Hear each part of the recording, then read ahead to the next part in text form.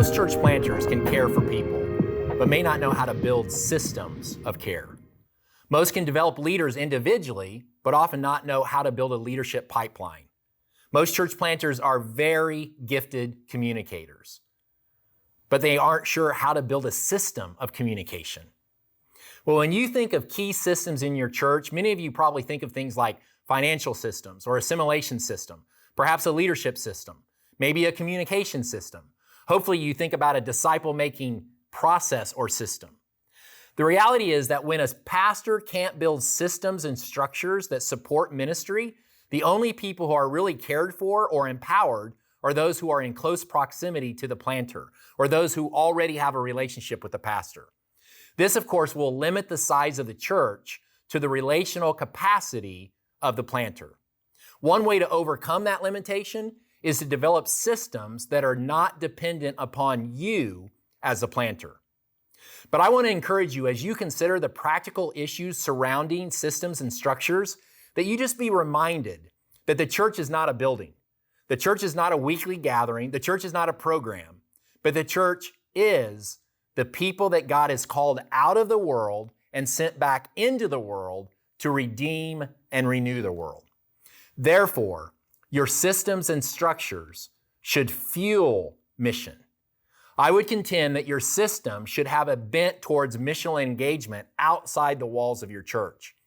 Your system should move people and resources towards greater and deeper engagement in God's mission. So when you begin to shape and create your systems, start first by thinking about mission, not church. Think God's redemptive mission, not church programs or activities. In other words, let your missiology inform or shape your ecclesiology. I have a great friend who says it like this. He says, mission is the mother of adaptive ecclesiology. Now let me say that again. Mission is the mother of adaptive ecclesiology. What that means is that when we focus on mission, when we start with mission, there ought to be lots of wild and wonderful expressions of church. Or to reframe that statement in light of this conversation, when we start with mission, there ought to be lots of different types of systems and structures. Let your ecclesial structures and systems flow out of your desire to see missional engagement and multiplication. But how do we do that? Well, I want to share 4 simple words that I think should help shape and inform your systems.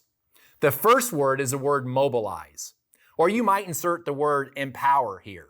We must mobilize or empower or activate all the people of God.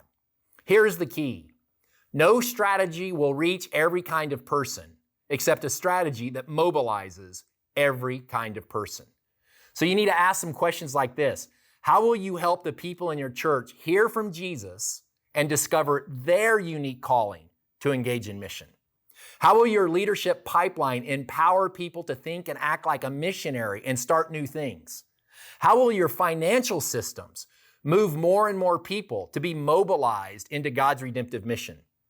In multiplication-focused churches, the effectiveness of leaders is measured by how the people of God are equipped and mobilized to participate in God's mission in the world. So when you think about creating systems, think mobilization in every aspect of your systems. The second word is the word scorecards.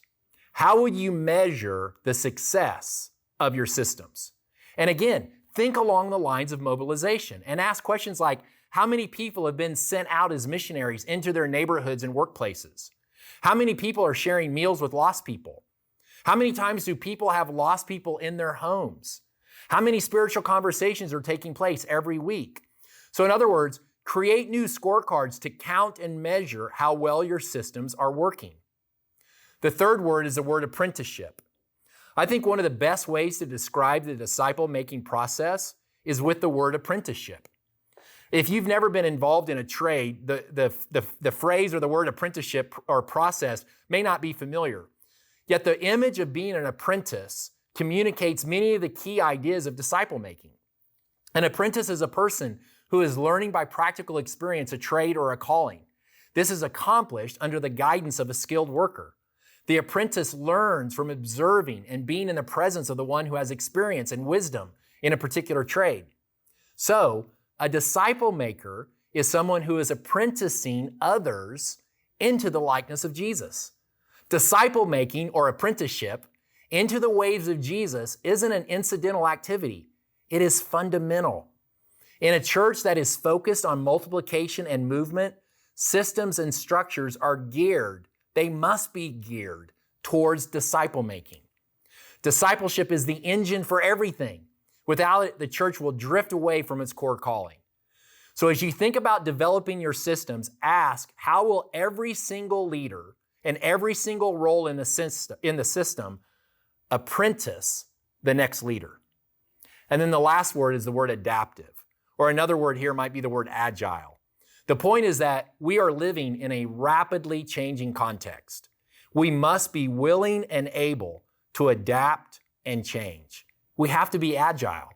In the midst of our changing culture, I'm reminded of a Peter Drucker quote when he says this: "The greatest danger in times of turbulence is not the turbulence, it's acting with yesterday's logic." We as leaders have to be willing to adapt, to change, to be flexible, and so do your systems. So ask yourself, what systems does my church need to have in place to mobilize and empower all the people of God to move more fully to serve and engage in His redemptive mission?